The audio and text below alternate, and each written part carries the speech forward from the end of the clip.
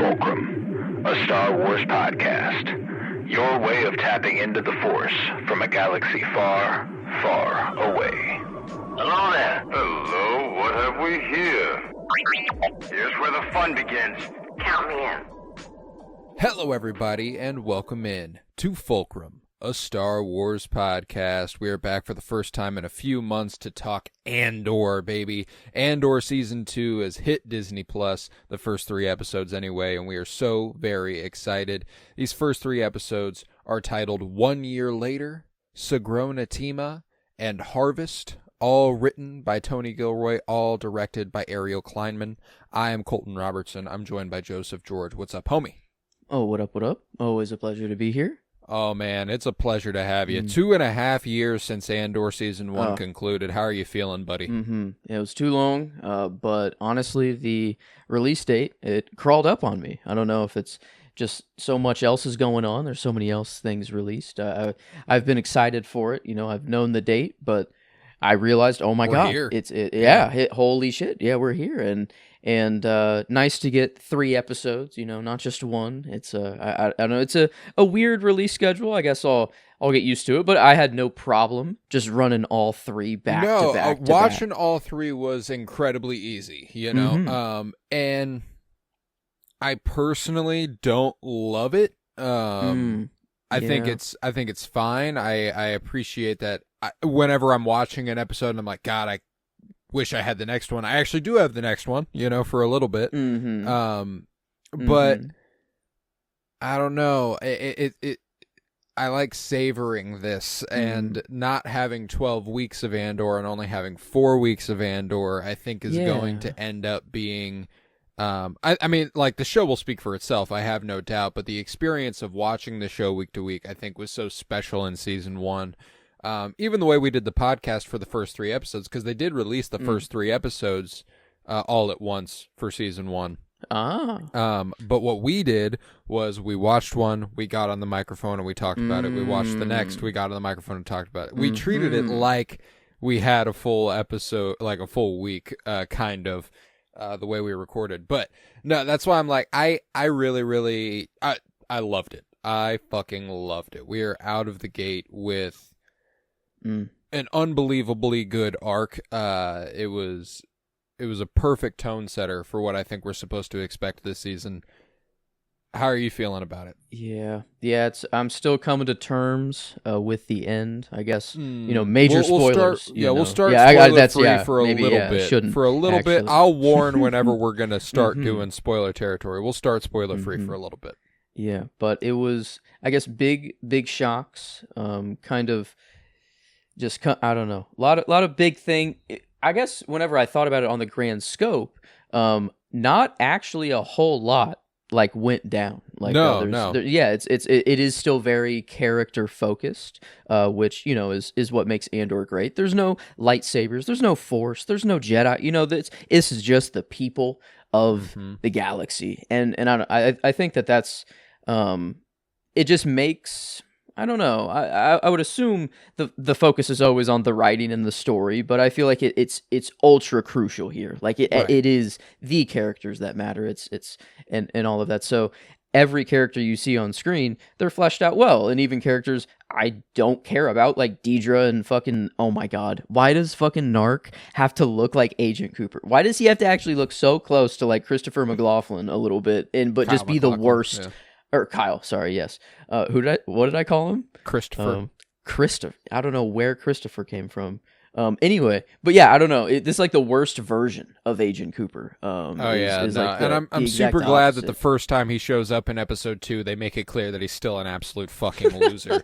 Oh man, it's so good. I mean, man, yeah. So it's gold. It's gold. And you know, I think that you're speaking to how this arc was exceedingly character focused. And yeah, obviously there's some major stuff, and a lot of interesting and dark themes that we're playing with. Yeah, true. But I think the perfect title for that first episode was 1 year later. We are on every storyline. We are dealing with the fallout of season 1 a little bit. You know, when it comes to Brasso, Bix, B, and Willman, we're dealing with the fallout of Ferrix. When it comes to Deidre with the ISB, we're dealing with the fallout of Ferrix. When it comes to Cyril, we're dealing with the fallout of everything that happened in season 1. You know, like the only person who is obviously in a new place is Cassian, and Cassian actually doesn't have that much to do until episode 3, and the beginning of episode 1.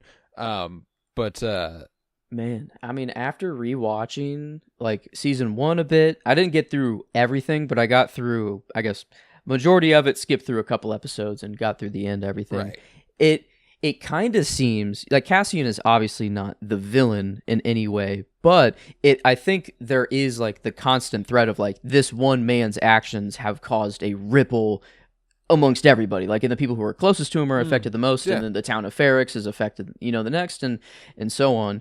And yeah, it does seem that Cassian is the only one who is kind of like in a higher place than they were before. You know, it seemed that he was this just a thief, or just, you know, on a smuggler. He didn't really care for anything, but now he has a purpose. He's fighting. He's fully into the cause now. Yes, and like I love like the I don't know if it's true. The very first scene with him is the best scene in these 3 episodes. Oh my god! It has to come from his manifesto, right? Like that's Nimic's words, you think? Yeah. Or like he's been reading the I think that one of the thing. Lines, my favorite line, is probably Nimic's. You're coming home to yourself. Yep. You know, you become more than your fear. That is, that's the shit right there. Ooh. And I gotta believe that's Nemec. I do believe that he there's a lot more to choose from, and he was the right person to pick the right words at that time, which is cool. But yeah, no, I really, really appreciate that. Was probably my favorite scene in any of the 3 episodes, and it was the very first one. It set the tone so perfectly, brought a tear to my eye, brought chills up and down my spine. I was like, yep, we are back, baby. We are so fucking back. And it felt good, man. It felt good. I loved the tension. I thought that there was a lot of suspense. I love the, you know, when it comes to Bix, Brasso and Williman playing with the idea of illegal immigrants at this time. Very poignant, sadly poignant. And just seeing the way that they handle that, and the way that the community seems to accept them, and the way that they're like, no, you guys are important here. We just need to keep our heads down, and we need to. It was reassuring, you know, and I think that we're not shying away from the darker places as we get our first Star Wars pervert officially. Yeah. That was tough. Yeah, that was very tough to watch and go through. Can't believe that we actually just went there for the episode. Another one of my favorite lines, and I'm going to spoil something here, so if you don't want to any spoils, skip ahead 15 seconds right now. When Bix says, he tried to rape me, I was like, okay, we're there. Yeah. Let's do it. You know, like, that's the good stuff. I'm glad we're taking it there. It was really, really sharp, man. And I loved Bix. I loved Bix in that moment. Oh man. Yeah. And also this, thing that I kind of struggle with Star Wars a little bit is that the fact it was made in 1977, it just leads to a lot of the newer tech, or like space age tech, looking just old, you know, or dated a little bit. Yeah. And there's been this good balance of kind of blending, you know, making it new but still honoring the look of it all. I think this has done it the best so far. Like this is made like this, I guess I don't know, specifically just I think the TIE fighter, like the just inside of a TIE fighter, all the looks, it looks so new and like the best or most real, how am I trying to say it? Like most sci-fi that I think it's ever looked, but still while honoring the George look or just the original kind of look of a cockpit and stuff. And I think that I don't know, I really would love for if I don't know, a world, I see a world where like Star Wars kind of evolved with the like just with film advancements and stuff, but I also, part of me wants to hold on to that old classic look, or like the targeting systems and like that are super you know, I don't think that's ever strictly going away, especially the closer we stick to this timeline. But I think you're pointing out something that's really interesting about the way Andor looks here in the reign of the Empire versus the way maybe the Mandalorian tech looks after the fall of it, and the way even the sequel trilogy tech looks. There's a regression. There's like an obvious regression after the Empire falls, and that's probably due to the rebellion taking out, Imperial manufacturing facilities and shit like that. There's some. I think that's an interesting idea that the reign of the Empire, we actually do get the most like futuristic looking tech we ever get. After the prequels, because the prequels, the idea for the Empire is it's another regression, so we just keep going backwards kind of until we eventually go forward again, which is something I do look forward to. And I imagine whenever it comes to the Ridley trilogy or Ridley new Jedi Order movie, or maybe even maybe the Sean Levy one, I don't know, maybe we see a little bit more of a jump from what the general aesthetic is. But it's a breath of fresh air when it comes to Star Wars. Andor is it's different. It makes you, I don't know, like comparing Skeleton Crew, which is quintessentially just spiritually very, very Star Wars. This isn't any less Star Wars, but it's obviously for a different audience, and I really, really appreciate it.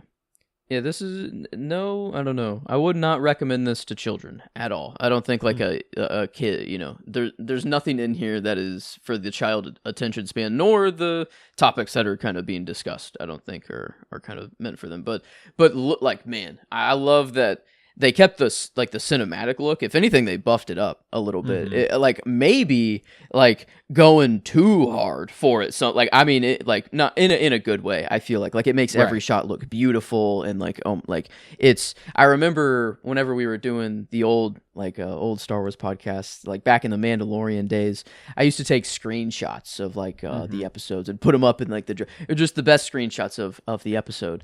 And I feel like if I were still doing that for this episode, it would just be click, click, click, click, click. It'd be like frame by frame by frame. It'd be like almost everything. So yeah, the looks of everything. I mean, they have not gone down there whatsoever. The music is just, I don't know. Dude. Like the score is so good, and it just makes you feel that like rebellion. I don't know. It just makes you feel in it, and everything. And yeah. So I mean, I hope it like builds kind of like it did in season 1, like the title cards, like slowly building, and then I feel like even in the episodes it got more like epic over time, and I don't know, it feels like just tonally shifting, like the second episode had that really like jungle dramatic tension building theme at the beginning. Like, I don't know, it was good. I really, really dug it. I think that the Nicholas Bertel's work on the score is unbelievable. And, specifically that last song that plays us out of the arc and into the credits is just weirdly devastating for how upbeat it is because of the tone that we're taking. There's a lot to really appreciate. So if you want to dig into a little bit more of a spoilery territory, I'm ready. We gave the spoiler-free listeners a few minutes here. We can talk about it a little bit. So let's go ahead and start with that ending, since that's what we're really getting into. Yeah. So Brasso goes down. That's a damn shame. Brasso, who has seemingly found new love on the new planet Minrao, which was really cute. Brasso, I love the family dynamic that Brasso, Bix, and Williman had kind of developed. Kind of an adoptive mother-father thing to Williman. I thought that was really sweet. And then he goes down, and unceremoniously, as a lot of deaths in the show typically are. Yeah. That is, I don't know. I didn't expect it to be completely off screen. Like him actually, I don't know. We didn't actually see it happen. We just cut to him, and he's got a blaster bolt hole in the back of his jacket, or back of his tunic or whatever.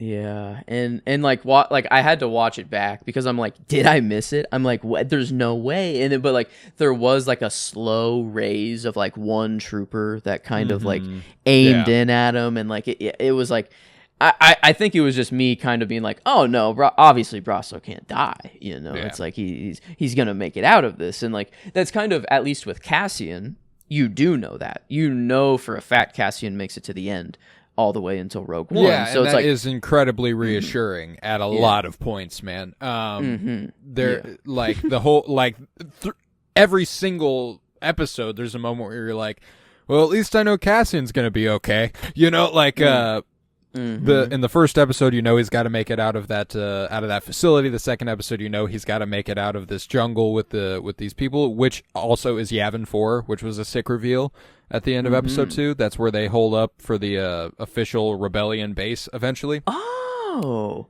my God! I don't think I didn't. Yeah, put the that place together, with the big actually. pyramids. Oh fuck! That's why they panned. Oh my God! Duh. And the big orange planet in the background. Yeah, that's Yavin 4. That's where they will eventually be holding up for the rebellion. Oh my God. Okay, yeah. that's awesome. Very cool. Okay, so that's maybe what it. I was wondering what, because Cassian's been there. Like, is it seemingly like he's been implanted in this test, like, whatever, like for a whole year? Is this what he's been doing? No. He showed up a couple days before he had to do this. Okay, because the way that I take it, I don't think he's lying whenever he tells the guy who's like watching him. He's like, it'd be hard for anybody. 2 days, no food. And the guy's like, all right, how the fuck do you know how long we've been here? He's like, because you weren't here when I left 3 days ago. You know, like, I guess I thought that was just like the previous meeting they had on the planet, like talking about what they were doing before. It very, very uniquely could be, but I don't see a Imperial test pilot having the freedom to just kind of come and go like that. That's true. Yeah, he probably just because they had that other. They had that other called guy him. too. They called him the new Imperial test pilot. Everyone was like, "Who's this?" And you know, like, this is he's the new Imperial test pilot. That makes more sense actually, because I don't know how. I guess I got under the impression that he was there for like. I don't know. It was just 1 year later, and then he's here. I guess maybe. No, I got the same impression instantly. Like when he popped up on screen, I was like, "Oh, damn! Has he been embedding himself?" And then it all kind of dispelled for me pretty quickly. That makes because a lot more sense. The other indication is that he has been to Mina Rao with Brasso, Bix, and Williman. Everyone there knows Cassian. They're like, "What about Cassian? When's Cassian coming back?" You know, like, true. When's Cassian coming back? That's not true. When is Cassian going to be here? That's you know, right. like. Okay. He's been there, and he's at least for some period of time he's spent time with them. Like even Bima, the girl's father, who rats them out eventually. Yeah. Even in some capacity knows about Luthen. Yeah. You know, he's like Cassian's friend who arranged all this. You know, like you know, somebody needs to tell him this is happening, and Brasso being like, it's happening everywhere. Like that's a. Yeah, it's an interesting world building tactic to kind of discover that Luthen and Bix were tight, which is something you kind of forget about from season 1. That Bix is the connection to Luthen for Cassian, which is wild. That's an interesting factoid. But like, he's probably the one who set them up with this hiding place too, which is also pretty cool. There's a genuine concern he has for whenever Clea comes up and is like, Mina Rao's been shut down, you know, like we can't. And he's like, what do you mean? Like, no, you know. Cassian made it out. He's like, no, Cassian, he's fine. Like, everything's good. He's like, I think, I don't know. He has this very father-son dynamic to Cassian for like, I mean, I don't know why. Like Marva and Cassian makes perfect sense. Like Marva actually took him in and like was like his mother for a long time. But like Luthen has this, I don't know. He has this weird connection to Cassian where like I feel like he cares for him more than other people. Like he's not just using Cassian. He's like, he's actually worried about his like, I don't know how he is and just if he's okay. And that's not a Luthen trait. It feels like, you know, like it's right. So well, and I think there might be, I have a tough time reading it. Obviously we don't have a lot of information on what Luthen's recruiting process is like. Is there a chance that he's never recruited somebody who was straight up not even close to being a rebel? You know, that like everyone's always been on their way, or like always been like kind of in it, and then they found their way to each other. Cassian, he just kind of dug. He was like, I like your vibe. You seem like you're really talented. We could probably do something here if you want to join up. And he ultimately wins him over, but that creates a certain responsibility on Luthen's part. Like, I brought you into this. You weren't already in it. You are in it now because of me. And maybe there's a certain, I don't know, ownership he takes over that. Out Cassian, I feel like, though, because he even said, like, I'm not here for the Starpath unit. I'm here for you. Like, I don't. That was the mission the whole time. 100%. So at least rewatching season 1, and the only, like, we just don't know his backstory. I feel like, we have the Kyber crystal and his little staff that looks like a lightsaber. I don't think himself is like I don't know. I feel like he just I don't knew want someone. him to be either. I feel like he knew someone that was a Jedi. Yeah, that was a popular speculation for us during season 1, is that someone he loved was a Jedi.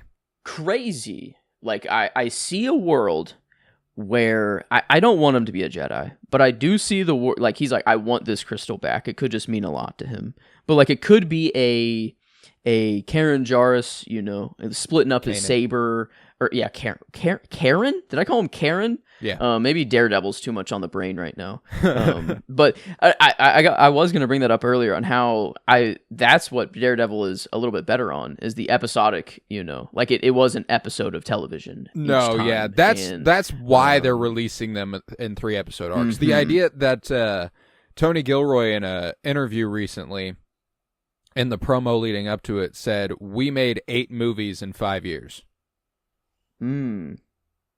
Like, that's how we looked at it. Is we made 8 movies in 5 years. Everything's a 3-episode arc. Everything plays that way. That is how they are supposed to play. And I'm okay with that as long as that's how it's supposed to play, because it's still every story has a beginning and end. Which is the benefit of this release format. If you are going to do 3 episodes a week, those 3 episodes ought to tie together. And if they don't, we're gonna have problems. And these clearly do. We're clearly reaching an end. We're going to jump another year here next week, which is exciting. Man, yeah, a year from, I guess, just dealing with Brasso's death now. I don't know. I feel like things will still, I don't know, carry on. But is it truly just, from this point on, we will jump immediately, or there will be some fill in and then the jump? I wonder how. That's a good question. I take it that we are going to be jumping. I think that they are more than well equipped enough to be able to handle something like that. As far as the writing room, I think that they are that good. Because, like, to be honest, I think that anything we would do in the immediate aftermath could be summed up in a shot. Like, Morning Brasso, we're gonna get a brick, bro. We're gonna get a brick, even if it's not him, literally him, it's spiritually him. No, yeah. We're gonna have to get a brick at some point. But we're gonna hide Bix somewhere else. We're gonna have to come back for B eventually. B's still on Mina Rao. Oh no, yeah. Oh no. Oh my god. Yeah, I guess I'm wondering what these TIE fighters are for. Like, there was supposed to be 2 of them, I guess, ideally brought back, or was it just there were 2 pilots and there was 2 pilots? Cassian was supposed to hand it off to somebody. Okay. So their goal is only this one TIE fighter, which I guess it's this is some new, like, 1 of 1, or is this like a test? Hard to say. It doesn't seem like it's any more. I mean, the weaponry it has on it seems pretty impressive, but we've also never seen TIE fighters this up close and personal. Is this always what TIE fighters are kind of capable of? I feel like the green laser, just the pew, pew, pew, those ones are just but the one that's underneath, the one that, like, locks and does the pew, is like, that's different. That's different. That one felt a little new, and then at least the control system, whatever, it's a little wonky. I think it's I don't know. That was hilarious. That whole sequence was incredible. Yeah, like him just fucking with it. Like, he's like, he just looked drunk as hell. Like, even the troopers walked up, I'm like, what the fuck? Like, I couldn't just help but just, like, laugh at it the whole time. And he just, like, and it's so funny because we get this whole build up about how it's a stealth mission. He's going to drive it right on out of there. It's going to be, and then boom, boom, boom, boom, boom. He's just bumping all over the place. Yeah. I think that was all, and I mean, beautiful sequence too. I loved the setup there. I thought it was gorgeous to look at. And Yeah, I mean, it was so funny. Him like kind of just toppling over the side of that mountain to get out of there was super funny. Ooh, yeah, that was nice. Yeah, power up, come on, and then just like just does a little dip. Nice. Yeah. I liked it. Mm-hmm.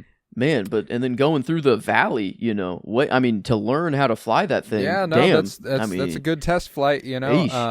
Yeah, it's a good test flight. It's better than I did on like Star Wars Squadrons when I first got the game. It reminded me of Squadron, the tracking and like the targeting systems and stuff. Like I don't know. It's literally 2 joysticks. Yeah, I guess. Well, in just the red diamonds, like whenever it was over, like the troopers like targeting them. And stuff. Like no, I 100%. I'm just talking about the fact that we've never had a TIE fighter that is literally piloted by 2 separate things. He's got one that controls the thrust forward or backward, and then one that controls the steering, which is how you control the planes in video games. That is true. I guess, yeah, it is actually kind of matching some joystick. How? Yeah. I've always wondered, like, it got me thinking of, like, I feel like I'm thinking of Vader and his TIE fighter. It just feels like he has his hands on kind of not a steering wheel, but like just, it's one thing that he's just controlling everything, on. So I'm wondering like why it feels like this is some, like he's a test pilot. This is like not every TIE fighter looks like this. They're trying things. Like this is just an experimental to see if this is going to be the new version of a TIE fighter, I feel like. But I want, like Luthen, or I'm assuming Luthen's the one masterminding this and saying like, we need to go after this. We need these TIE fighters. I feel like there's more of a specific reason why we want these ones for whatever reason. Or because like if they just wanted to steal a normal run-of-the-mill TIE fighter and just have ships, or whatever, then I mean they're everywhere. I feel like there's a lot. It's easier to get just a regular TIE fighter than important one detail. Of these. Is whenever he radios Clea and is like, I wasn't trained to fly this. This isn't what I was trained to fly. Like we didn't steal what we thought we were stealing. Mm-hmm. I guess I read it as like Cassian was the only one who, like, they might have known this. Like this was. I think Luthen might know it. I don't think Clea knew it. Okay. Mm-hmm. That's true. Her reaction in that moment. It was also cool to see Clea and Cassian interact because that's brother and sister right there. I'm still guaranteeing that. I forgot about this theory. Yes, I'm still on it, bro. Seeing them interact, I'm like, yeah, you guys. They didn't interact all season 1. We start that season looking for the sister. They immediately start this season with an interaction pretty quickly. Like I think we're building there. At least, and I'm not going to be like heartbroken if that's not the case, but like. We did emphasize it at one point. It feels, but like there's a moment in season 1, I think it's like episode 7, where Marva tells him to stop looking for his sister. Nobody else made it off Kenari, and I also don't know if that's like we should believe her or if there is more. But just kind of protecting him, maybe. That's why I'm like, we'll see. But if Cassian's sister is alive and we have met her, it's Clea.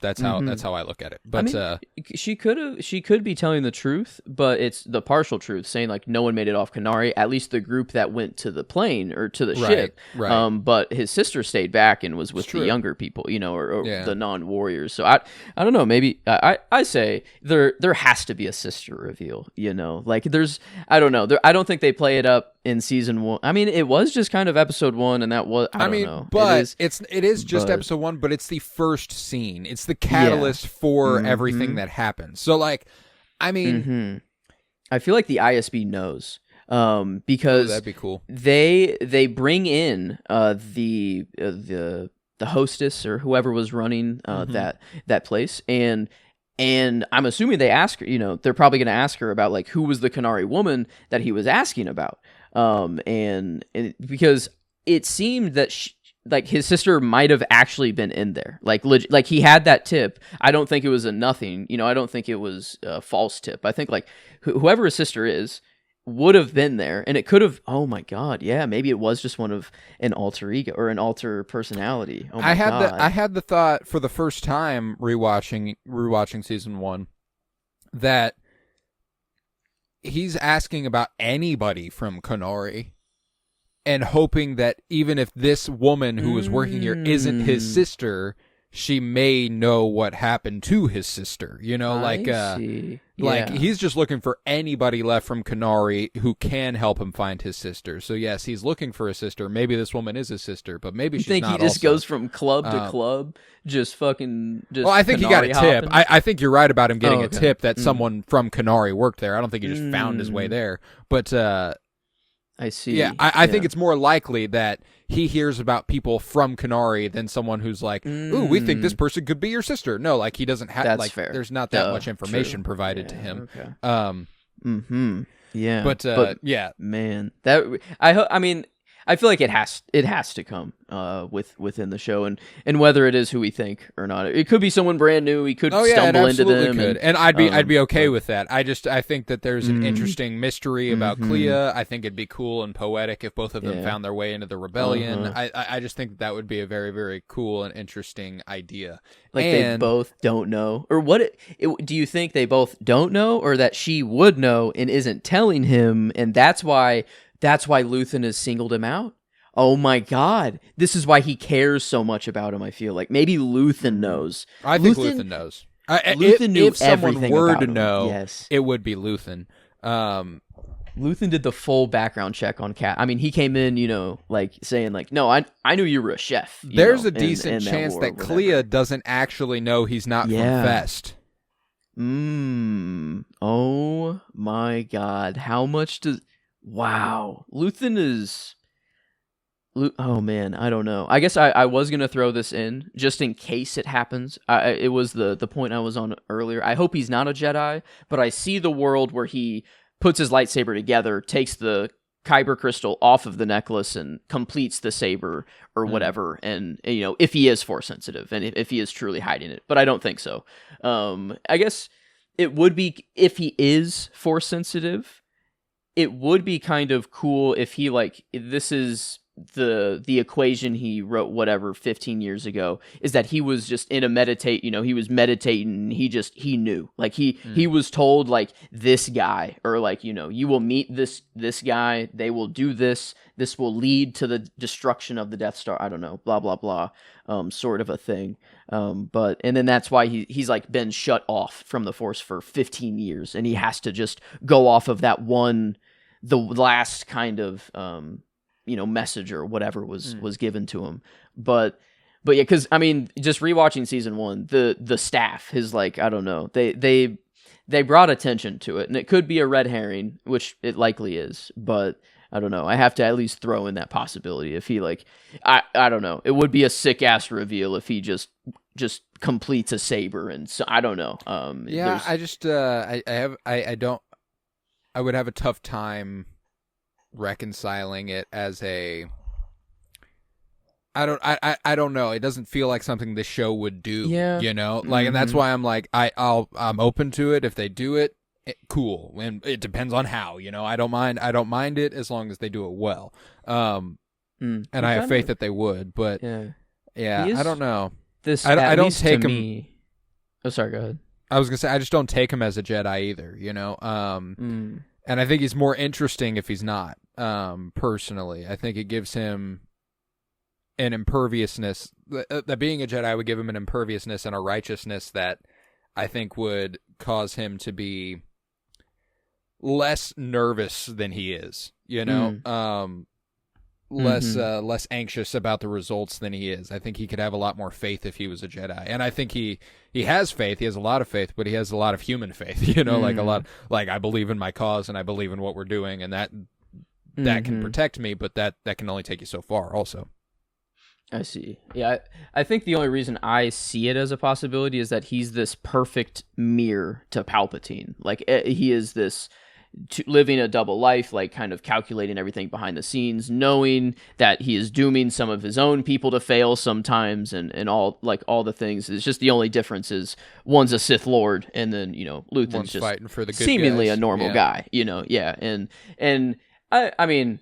Again, I'm just more saying it like just in case it happens this season, and I don't know, that is a reveal. But again, yeah, I am more on your side of I hope it doesn't happen. It would feel better. There's a really interesting thing. There's a book that just came out a couple months ago called Mask of Fear, which was a perfect lead up to season 2 of Andor. It's about Mon Mothma, Bail Organa, and Saw Gerrera. And how they are the 3 founding members of the rebellion, kind of. They all have their own thing going on, but they all know of each other, and they, you know, they work around each other, kind of, you know. It makes Luthen even more interesting to me that Saw, Bail, and Mon would be the founding members of the rebellion, and Mon would be the first one to be kind of, I don't know, funding his operation. Like, having found him, sorry, and given him the money. Man, sorry about that. Giving him the money to do what he sought out to do. It's an interesting concept to me. Because there's a line in season 1 that was recontextualized by that book whenever she approaches Tay, who, woof, dark story going there. She asks Tay if he wants to know something that only 3 people in the galaxy know about. And on the other side of the book, it's clear that those 3 people she's talking about are her, Bail, and Saw. But we know that more than 3 people know about it. You know what I'm saying? Like, I think that's these 3 founding members, like the fact that Luthen is just never mentioned anywhere at all. There's like only 2 possibilities. It's either he's dying pretty soon, and you know, then that's like pretty likely. The other is that I'm very confident in that. Yeah. He like somehow stays in the I don't know, but like, what's the point when the rebellion actually starts? Like, he doesn't need to stay in the shadows anymore. Like when we are now at a point, I believe, timeline wise, where the rebellion has started. So like not in its full form, not in its full form or anything, but the end of Rebel season 1 would be about a year before this, when all of when the factions come together and Hera and them join with the Firebrands or whatever, like whatever their call sign was. Okay, but yeah, so like there's some Yeah. organization. It's not like fully fleshed. Mon Mothma's not leading council meetings and stuff like that yet, because she's still in the shadows. Man, but there is some organized rebel activity.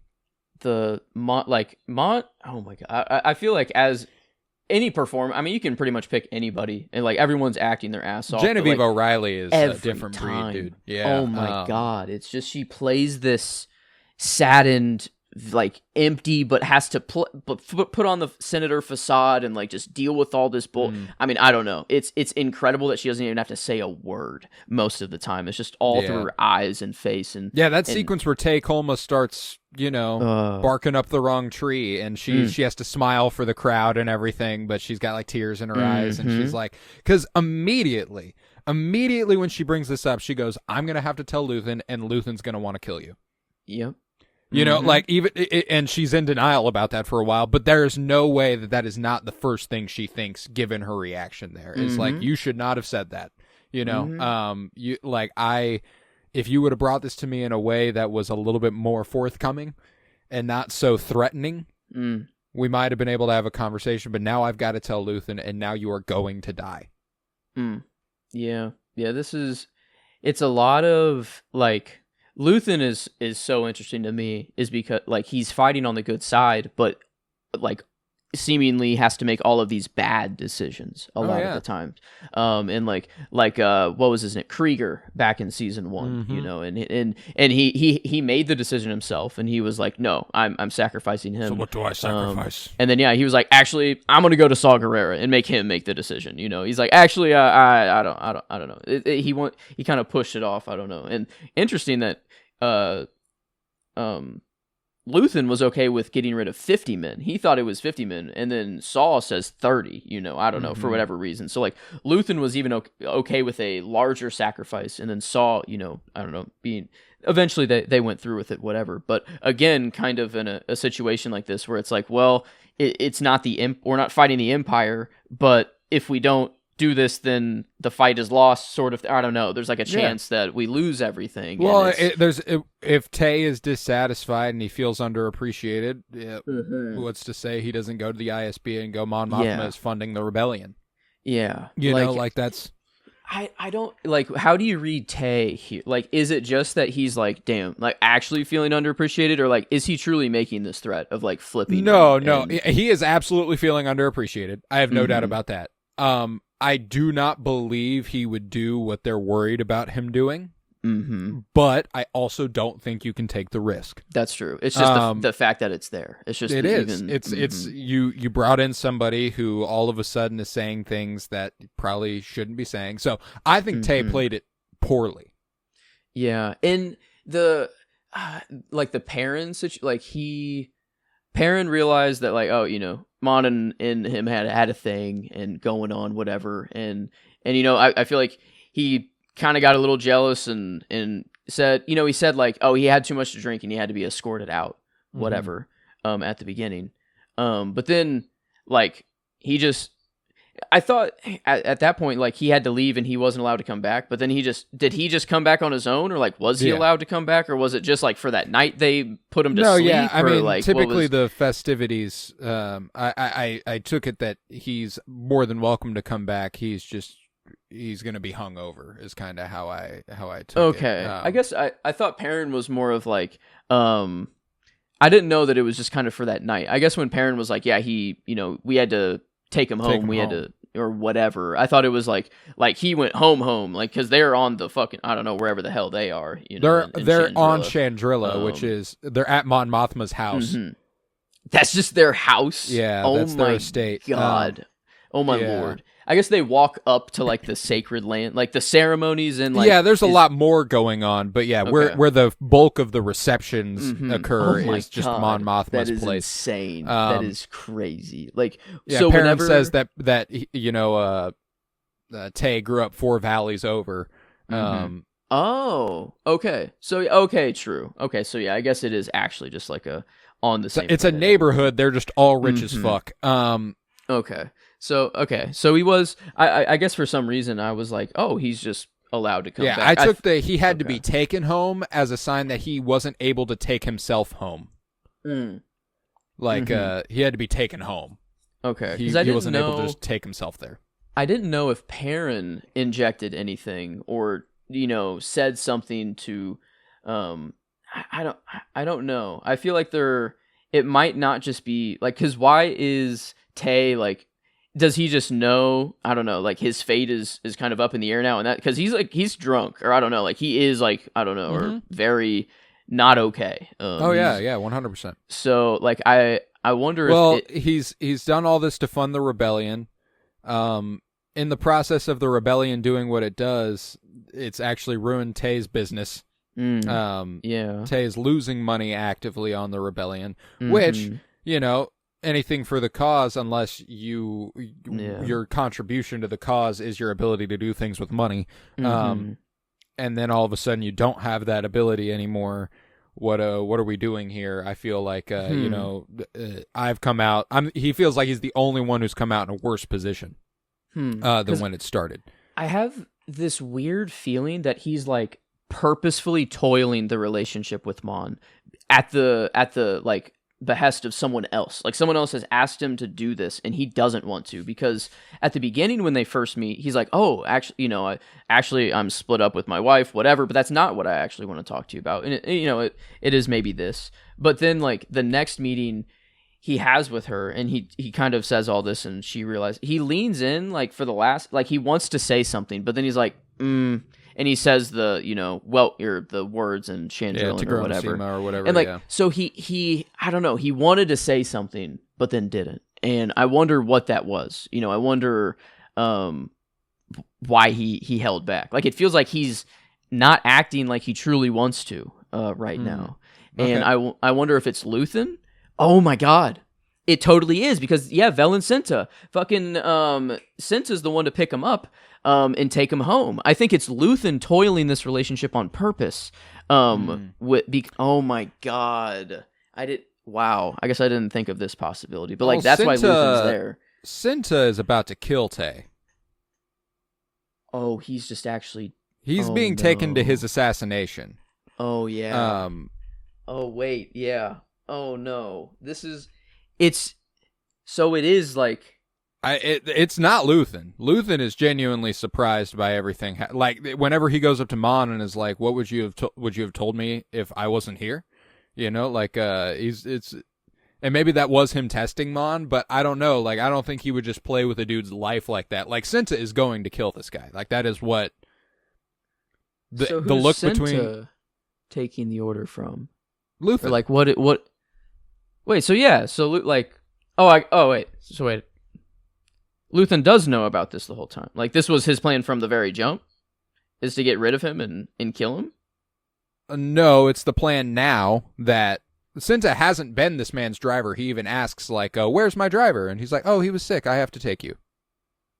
I guess I from the moment whenever Luthen discovers that Tay knows who he is or whatever, then that's the moment of like, okay, we got to kill this guy, whatever. But why is Luthen why is he there in the first place? Whatever. He has the unveiling of the peace, of the whatever. The father of the father of the groom knows him. Is that? But he tells Mon like, "Why are you here?" And it like that's a secret. I can't tell you. I don't think it's like the. Is it just that? Like that's I don't. I mean, it's part of the character he has to play. That's like true. the part of the character he has to play in this moment is also that it's a secret. Like Skulldugn doesn't want them to know why Luthen's here. He wants to keep his little gift hidden. So like, I think he's playing up his whole the double life thing pretty hard there. Okay. I think Tay was an unwelcomed surprise here to everybody involved. I don't think that there was anything about Tay that was planned. I think that the sense of not wanting to say what he's saying is genuine. I don't think it's because there's somebody telling him what to say. I think it's because he knows he's putting his ass on the line a little bit. Okay. I think he knows that like this could soil his relationship with Mon. He doesn't want to have to ask for this, but he's broke. He's done for. His wife left. There's nothing left for him. He's desperate, and desperate people make desperate decisions, and Luthen can't have that, Okay. Yeah, I guess that's kind of how I read it. That's how I read it anyway. I guess I have the feeling that Luthen's there for more, and I think he is specifically spying on Mon, or just like seeing. I don't know. Like this deal was made behind Luthen's without Luthen's knowing of doing this sort of the foundation and everything. And I think Luthen just found out about it. He's like seeing if it is real, seeing how she acts, or whatever. I guess she knows that he's there now, but I don't know. I think this he was there because he knew Tay would be there. He knew Mon would be there. That they're Chandra, they're on all the planet together. I feel like this was Luthen's plan, and maybe it wasn't to kill him. Maybe the plan wasn't to get rid of him, but I think the plan at least was to split Mon and Tay up without ideally without Luthen being known to have done it at all. It's just like get him. But I don't know how that's done. I don't know. Yeah, it's that's more why I'm like I genuinely I think another really important note is that I don't think Mon ever actually cheated with Tay. Yeah, no. I don't think. So I don't think that there's anything to actually concern ourselves about there. I think Perrin's just being paranoid. But I also found myself a little bit more understanding of Perrin than I've been in the past. I don't think he's a great guy by any means, but I do think we're going to come to a point where he has the opportunity to do something that could hurt Mon, and he's actually going to save her ass.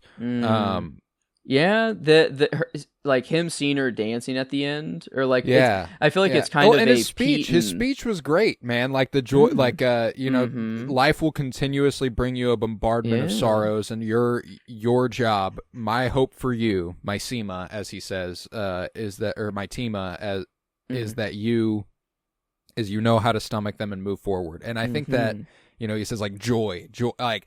I think eventually he'll have the opportunity to betray her, and he won't do it. And I think that'll be, a really big turning point for Perrin as a character. I Yeah, because he's not. I mean, maybe they just don't write in Mon's husband, whatever before. But I'd imagine he probably has a sacrifice play. Like, there's a reason Mon. I don't know. We don't ever see him ever. There's no mention of him. Yeah, he either has a sacrifice play or he's an absolute piece of shit. Either way, like it. And don't get me wrong, he's been shitty. I'm not trying to say that I'm not like, oh, he's actually a good dude. No, he's not a good guy. He's not a great guy. He's not. He's definitely not a good husband. The way that he treated her in season 1, whenever Leto would be like, "You're never around. You suck." Da da da da. And he just sat there and was like, "Yeah, well, yeah." Like that. It's that kind sucks. of the Chandrillan customs fault, though. It's like the fact that they had to get married, or like I feel like it's the same thing. Like their parents made some deal, it was some political or some economic gain, and then their children just happened to be the price that they paid for that, and then they realize that it's like, well, I mean, yes, we're married, and yes, we are, I don't know, a couple, but like I feel like they've grown kind of beyond, like they're political figures, more than anything. Oh yeah, it seems for sure. And they're both well aware of that. Mon continuously telling Lita that she's sorry for everything that's about to happen. She doesn't have to go through with it. She doesn't have to do this, all that good stuff.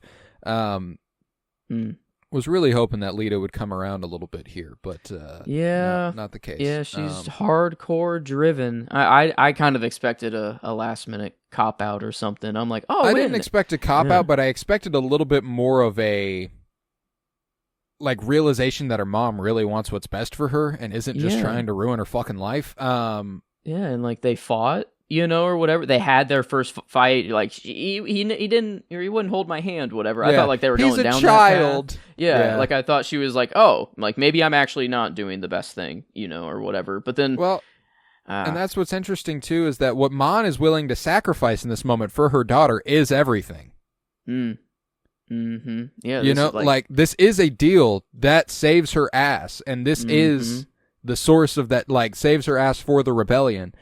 She gives her daughter the opportunity to ruin that for the sake of her daughter's sanity, which her daughter doesn't know that. That's obviously a whole other thing. But like, this really could have screwed things for her, and she sticks by it. It saves the rebellion in the long run, but spoils their relationship for a little bit, which is unfortunate. I'm a really big fan of everything going on with Mon Mothma, so it's hard for me to not go with her as performance and character, frankly, in these 2 episodes. But I'll probably end up going with her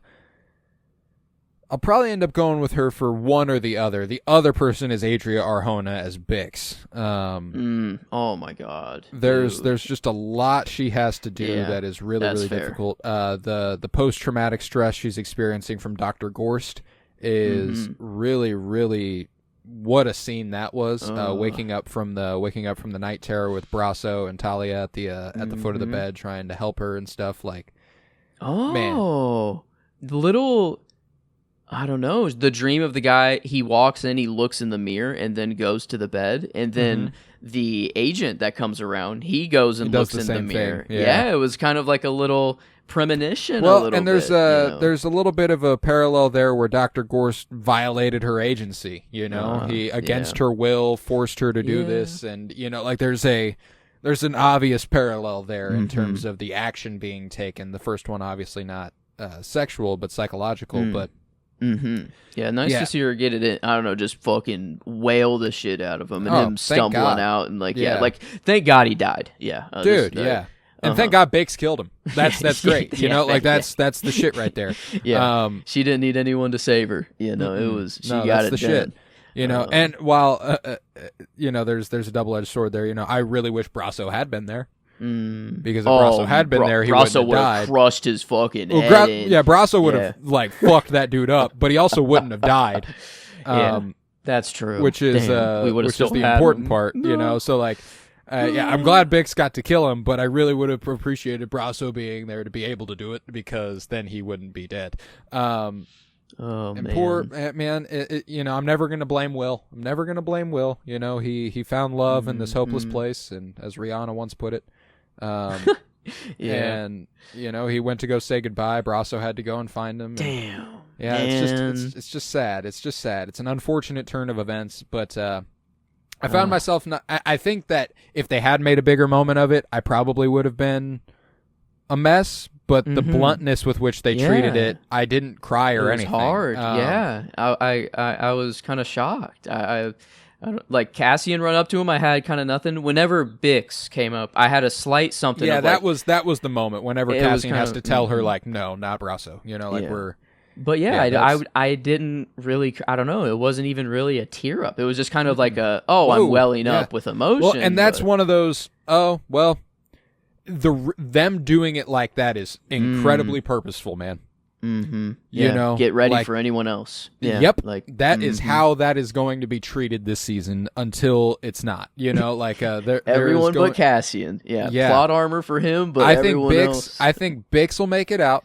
I do. I think Bix is the only one that'll make it out. I think she lives. I think she makes it past everything. I think she needs to. She needs to be on Pabu or so. I don't know. She needs somewhere safe. Somewhere safe. I know for a fact B2EMO will become K2SO. No doubt about that now. This has to happen. Ever since I don't know. It's too good. I'm not trying to spoil nothing. I'm not sure. That's a new voice actor for B2EMO. It is. Really? I'm pretty sure. He sounds just different enough. Let's see. Says it is Dave Chapman for season 2. Let's see. Back in season 1, do we have B2EMO? Where would be? Let's see. Go to here. I guess I don't know if he was in the last episode. I'll just do all. Dave Chapman. I guess it still says it's the same guy. Still says Dave Chapman. I don't know. It sounds just a little different to me, which is why I'm like, I'm prepared for it to actually be Alan Tudyk and for them to do the literal transfer of consciousness from an Imperial, because we have to reprogram an Imperial security droid for that. Yeah. Duh. Oh, come on. It's gotta happen. I gotta imagine that's what happens. But regardless, I'm going with my gut there. I thought he sounded slightly different. Maybe he didn't. Maybe I was tripping. Maybe I was reaching for something. I thought he sounded different. You're onto something. When I rewatched season 1, I don't know if we talked about this before, but whenever he was back, I think you talked about him being taught basic and why he stutters and stuff like that. But exhausted his vocabulary and shit like that. Yeah. Back whenever he finds Cassian, or back whenever Marva finds Cassian and he comes in, he talks fluently. He talks perfectly without anything. Stutter. Yeah. And I wonder if it is just as he's lying and as or as he's being taught, all these as Cassian's talking to him, whatever.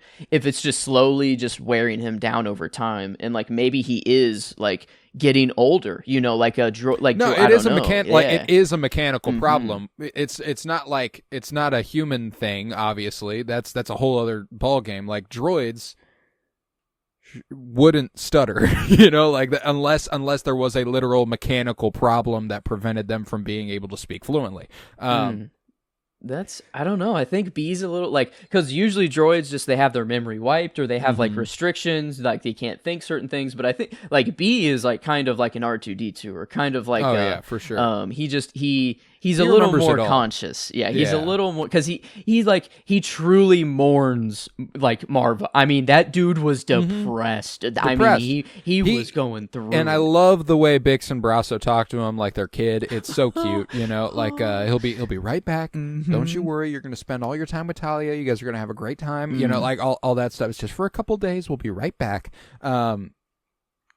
Oh my God. Yeah, what's his last words gonna be? I mean, I hope it's he might be dying, or we might think we're losing him, but then he gets uploaded into K2SO. But I feel he'll have some kind of more, or I don't know, or he'll say something of I don't know, and stutter one last time before he's perfectly K2SO. Probably.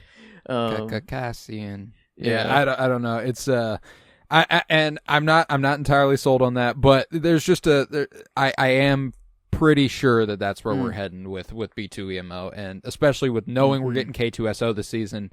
I have a tough time believing that the reprogramming wouldn't involve that in some capacity, but maybe not. Maybe it ends up being an R2 C3PO sort of thing where K2SO and B2 are friends for a little bit, and that's all that there is. Yeah, that would mean we lose B. Which would that sad. would, and that would suck real bad. But these things happen, and I'm prepared. I'm prepared now. Now that Brasso's gone fair. like that, that's mistakes have been set. It's they were like, yeah, fan favorite. You guys love this guy, don't you? Bang, God damn dead. It, man. I can't believe I didn't brutal. make the Yavin connection, like that they're just going to be building up the base like slowly over time, and like it's got to reach the point it is in Rogue One, and like it's a fully functioning, it's gonna be awesome to see that like slowly build out. So I don't know, maybe the year jump, maybe a lot of it's already done. I don't know. It could be by the end of it could be by the next year, but I don't know. It's tough to say. It seems like that's secluded enough. It's a hideout. It's where, and there's a chance. He said you weren't here when I left 3 days ago. There's a chance it's already where they're kind of operating from. It's just not quite at the level that it eventually gets to. That's true. Yeah, we just haven't seen. I don't know whatever's inside of there right now, or if they are just still the ruins or. Just whatever structure was there before. I wonder what the state of it is right now. Now let me ask you. Let me ask you. When it comes to, because I don't know how much more mileage we're going to get out of these episodes in particular. So I want to ask about the future a little bit. Retconned to be involved in the Battle of Scarif. Vel and Cinta, no? Like, who is going to end up being retconned to be a part of that group? Cassian's like, we're going with you. We're doing this. See. And their fate is the same. Their fate is the same as Cassian's. That's tough because it would hit, but then it's like, damn. Because then now I'd watch the movie and it's like, where are they? Or like, could there have been somewhere else on the planet? They had to do something else. No, I mean, that's. Because they would have to be on the planet. It's a small, intimate group. It's not something you can just. But I do imagine that they could have been a part of the fleet who showed up and tried to infiltrate and all that good stuff.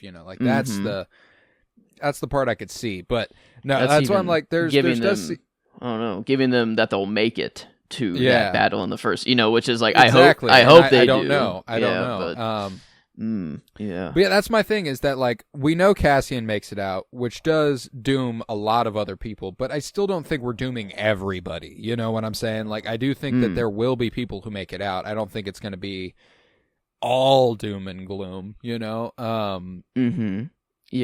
I mean it's the early going. I guess we can only really get to the point of of Rogue One. So it's like it's not like we're going to end with the Death Star blowing up or like a true large victory. It is just like, no, this is the seed that grew the rebellion, and just seeing how it formed. Is going to be a little Easter egg, little mention here. The password for the ship at the beginning is Kafrene, which is the ring of Kafrene is where Cassian starts Rogue One. He kills that guy, the ring of Kafrene. It's like it's not a planet so much. That halo looking or like well, that's in the Mandalorian. It's similar. It's weird. I don't know why it's called the ring of Kafrene strictly, but the ring of Kafrene. Of Kafrene. Let's see. No, not caffeine. Google. Yeah, what is it K or with a... K-A-F-R-E-N-E. Okay. Star Wars spelling. I should have expected it. Oh, okay. Yes, this. Okay, now I have the picture in my head now. Okay. Yeah, that's where he starts the movie and he, kills that guy who ratted, told him about the Death Star and stuff. Yeah. Oh, but let's go to the Imperial side. We've talked a lot about the heroes. Ben Mendelsohn back as Orson Krennic. Yeah. Very cool. The Gorman setup, terrifying. Terrifying. Gonna be bad. Gonna be awful. This is one of those things where I don't know if you've heard of it, but something that's never been explored strictly in canon, the Gorman Massacre. I stumbled upon the Wikipedia page. I don't know how, but yesterday, and I'm like, did I miss this in the episode? Like, did they talk about this? No, that's a thing that we are going to see. I mean, it's like a meeting of, hey, how can we make genocide look okay? You know, how can we get people to be okay with it? Which is, you need people on the inside. Ideally, we'd relocate them, but they're not too keen on leaving their ancestral home.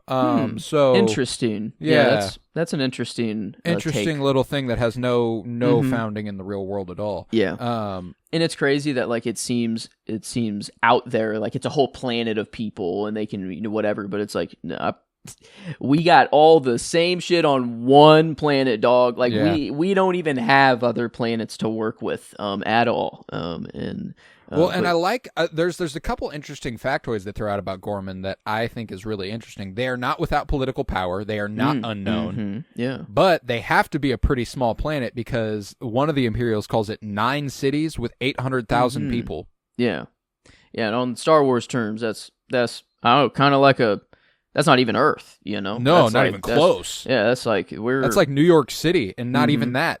Yeah, so you know, like that's maybe people just don't want to live on a planet with a bunch of spiders everywhere. I don't know. I thought that was going to be the route they were going down. Is like I don't know. It's creepy. It's the icky, ministers of propaganda and all that being like, and isn't it fitting that the Gormans themselves should share so much characteristics with these spiders? I hate this meeting. This meeting. It's nightmare stuff. It's like because I don't know. I don't want to say there's been a meeting that's happened like this in the real world. Definitely has been. Know, but like, I mean, we got a pretty decent depiction of a meeting similar to this in Oppenheimer.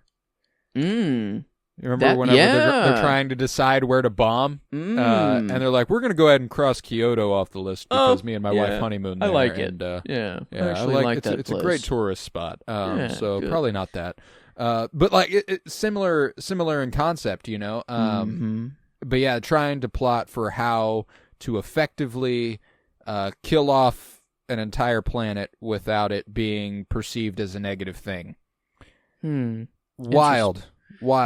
All for is this calcite? So it coats the lenses of something. You know, this is it's the core of the Death Star, not or like something, or like is this? Oh no, coats the reactor lenses. It's not even like it's the weapon itself. It's just a little something that makes the weapon work a little better. Yep.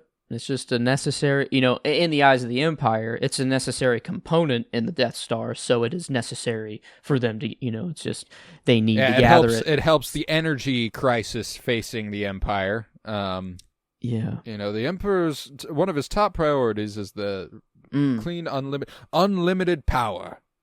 Yeah. Unlimited power. Great little line drop there. I loved that. Because this isn't. I guess I thought it was a component for the Death Star, but is this just a? But that's component? What he says leading up to it about the Calcite. So like, I don't know if the Calcite is also capable of being a power source. Man, but he says he says we promised delivery within 3 years, and in order to get the delivery we need okay, so I don't know. There's a lot of specifics there that I can't really parse through off the top of my head, but I feel like, because I thought maybe like there was something else, like some other project that they might have been working on that's just more on the energy production sort of thing. But I think thinking of the scale of the Death Star, you just need a planet's worth of I don't know. Like, I think it is like just for the Death Star to power the Death Star. Insane, which is like, oh my god, like it's and it's just on that level. They're talking of a planet wide, but it's like, I don't know. We do this all the time where it's like we need this rare earth mineral. It's only found here. Then another person was like, why don't you just stage a natural disaster or something like that? Then they'll want to leave. And he's like, no, we've tried that. It gets complicated pretty quick. Yeah, what the fuck? Yeah, oh my god, this evil right here is the word. Like, I don't know. Dude, it's nightmare material, man. And the depiction of fascists in this show is just so perfect and terrifying. And it's perfect that the first Star Wars attempted rapist we would ever come across is a fascist. That makes sense. He believes he fucking has ICE agent, bro. He's a exactly, oh my God, exactly. Let's That go. is exactly what they're depicting the Empire as is ICE, and that's incredibly poignant and disturbing, dude. Like that's devastating how realistic it is. Like they're pulling in so many different conflicts into one, where it's like, oh, maybe it is just an empire thing, maybe it is just a fascism thing. It's not like any one country doing these things on their own. It's a fascist thing. It is. It's oh man, it's terrifying. I do think that one of my favorite parts of these episodes that I didn't want to be one of my favorite parts of these episodes, but god damn if I'm not wanting to see more of their domestic little life, is Deidre and Cyril. I love the depiction of what they've got going on right now.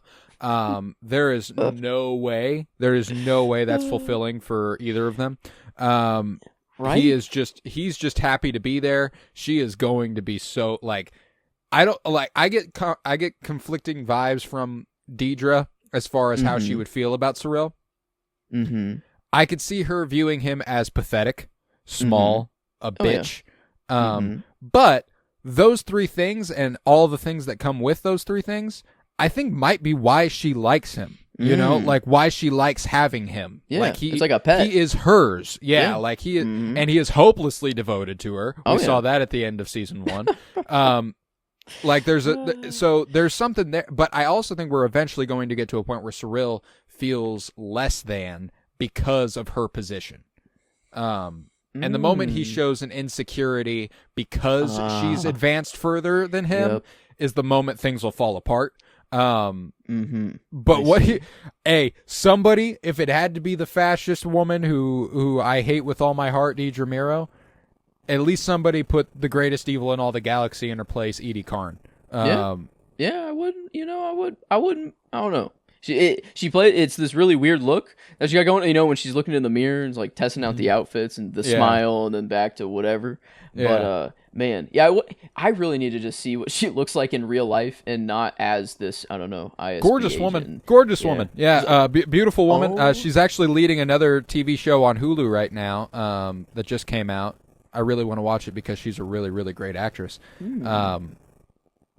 Oh wow, she's Yennefer in the Witcher games. Wow, I didn't know she's the kind of main character in there. I haven't played that game yet. I don't know, I've only played the first one. I haven't gotten to this one, but that'll be kind of interesting to hear Deidre's voice. Maybe it's a completely different accent. I don't know, actually at all. But man, yeah, looking at her just in real life, it's crazy. I don't know. She doesn't give off those vibes at all, which is crazy that she can just put it on like that and just... Yeah, Denise Goff is a really, really incredible actress, man. I really, really dig her. I love her as Andor. Yeah, The Stolen Girl, that's what she's in. It's a mini-series on Disney Plus and Hulu right now.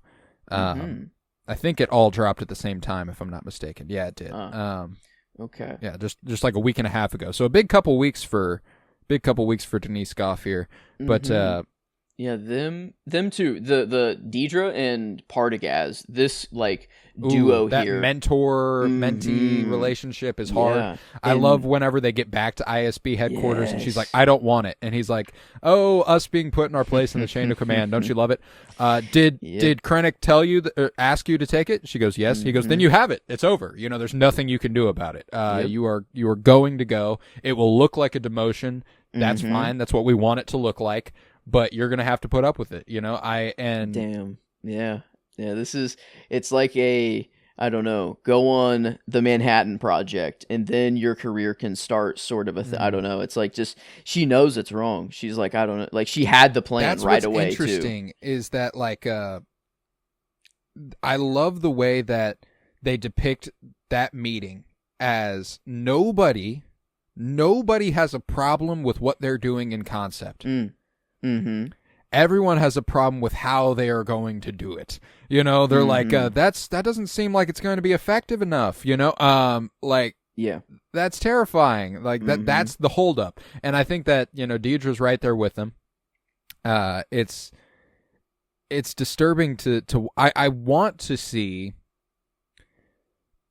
and I don't think we'll see it from anybody particularly in this show or anybody that we've met, but I would like for the Empire to take it just a step too far for one of them.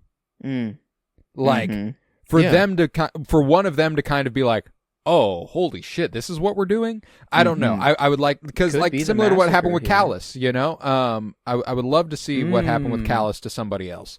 You know, Deidre and that could was be the one. I don't know. I mean, She could be, but I just don't see it. I like, she is too.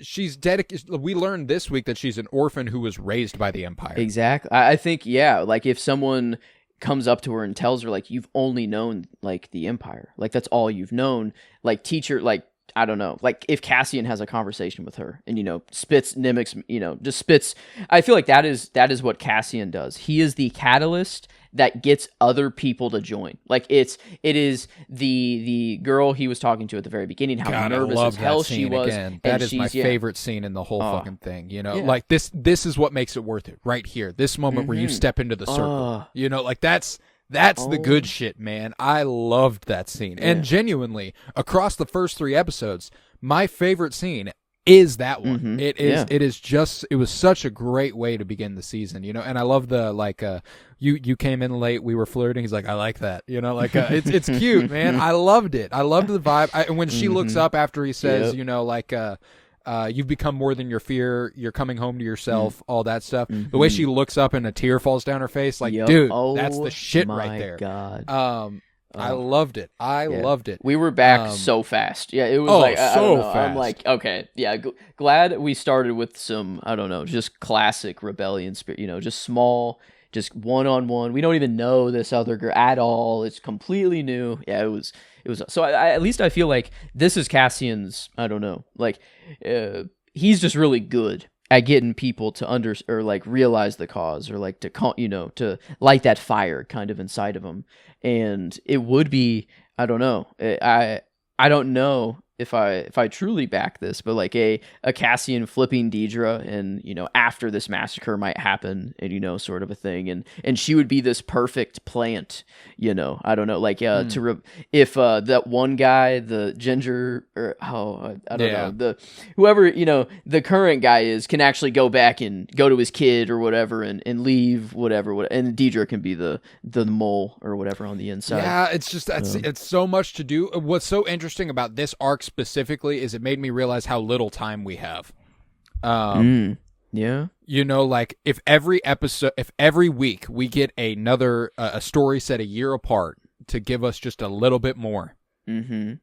I don't know that we have time to do stuff like that. And maybe we do. Maybe I would be pleasantly surprised. You know, maybe that's something we spend an entire arc doing. It's just a 3-day, like a 3-episode arc where she, you know, kind of Kino Loy-esque, where he started like this, ends like that, you know? Yeah. It's a lot bigger leap for Deidre, though. So, like, that's true. That's why I'm like, and frankly, she's shown nothing that indicates to me that she has any qualm with what the Empire is doing, which is why I have a tougher time with it. Yeah. Like, the reason whenever she's talking to Partagaz and it's like, I've thought about it, I don't want it. It's because she doesn't know how to crack it. It's not because she's like, she has a moral qualm with it. It's because she's like, I don't know how to do it effectively. I don't know that I'm the right person for this. I think I'd be better suited to keep doing this. Yeah, I guess I was reading a little bit of a moral, like, because she had that plan, right? And even like Krennic walked up to her right away, being like, "I know you actually have the plan." Like, that's why I you wanted had a plan. You had a plan the moment they were speaking. Yeah. So I feel like it, like maybe she's just like more of a perfectionist and needs her plan to be like the absolute best. And this is something that is just so beyond what she has done. You know, like this is wiping and there's out, also like she's been working on Axis. She's been working on Living. And would she like to just stick with that? You know, there's definitely a possibility there. I loved that monologue too. He's like, next time, arrest them first, then make them famous. You know, because now you have famously not been able to get this guy. Partagaz is too good. Yeah, I don't know. Anton Lesser is so good as Partagaz, man. It sucks that he has to be, I don't know, the lead of the ISB, whatever, and just. But man, he puts everyone in their place. Like he is just man. But Yeah, so I mean, every storyline that's going on, it does seem that like everything happened concurrently. Like we checked in 1 year later, and this is a snapshot in time, and we're running continuous. 100%. I don't think we're getting anywhere, anything that's like all over the place. I think that this is across these 3 days or whatever, because that was a great way to pace it too, was the wedding ceremonies. Yeah. Like at the beginning of the second episode being like 1 down, 2 to go. Like that was hard. I liked that pacing. I think that we literally see everything over the course of 3 days across the galaxy. I wonder if they do stick to that or because I don't know if something has to happen just over the span, like if 1 year just has a lot in it, then it would really suck that it's like, well, we only have this 1 week, sort of a thing. I guess it has to happen that way, but that's the thing though, is that like they're the writers, they get to decide that. That's true. Yeah, it's not like they're like, oh shit, well this happened during this year. Well, you get to decide when it happened that year, Yeah. This I would like there to be the possibility of them having a 3 months later jump in an episode and not just a continuous. And I'd be willing to bet that's distinctly possible, because while this says 4 BBY at the beginning, I doubt it is like to the day 4 years before the Battle of Yavin, I anticipate that that's something that we're going to be digging into. If it is, it's like their anniversary. It's their fucking daughter. Like if it is truly to the day. Oh, true. Yeah, I don't know. That would be kind of a cool marker of like, hey, it's our anniversary. It's our anniversary, and what are we gonna do? We got married 4 BBY to the day. But it's funny. How do they measure time right now? Yeah. Like what year is it to them? This is like their AD and BC type, but they're going through the switch. They're going through it. So like they have like, it'd be funny if they were like, it's 4 BBY, and they're like, I'm sorry, what does that mean? Yeah, wait, huh? Yeah. The battle of what? Yeah. But maybe they're in 2025. Right exactly. Now, exactly. Is kind of what it's seeming like. But yeah, no, that's the thing, is that they're I love the idea. We started this one at 4 BBY, which means the next one will be 3 BBY. The next one will be 2 BBY, and the last one will be 1 BBY, the year before the Battle of Yavin, and that's nice. That's nice. The lead up to we've been told that the last scene will lead right into Rogue One. Oh my god! Since the show started, so I'm gonna have to bank in that time, the Rogue One watch right after, the finale. Right after for sure. So, that's gonna be a long. We made the mistake of doing the Rogue One live commentary after season 1. Dang. Maybe we revisit it with the new lens at the end there. But we'll see. I mean, what a fucking show, man! What a fucking delight. These first 3 episodes were such a great return to form, exceedingly back, so very back. And I'm trying to think if there's anything in particular we might have left out here. Let's see. We had the Deidre and their storyline. We have Cassian's storyline, the jungle people. The little mini jungle faction. We didn't talk about that too much. The Maya Pei group. I love the depiction of infighting. I like the depiction that the rebellion faces more problems than just the Empire.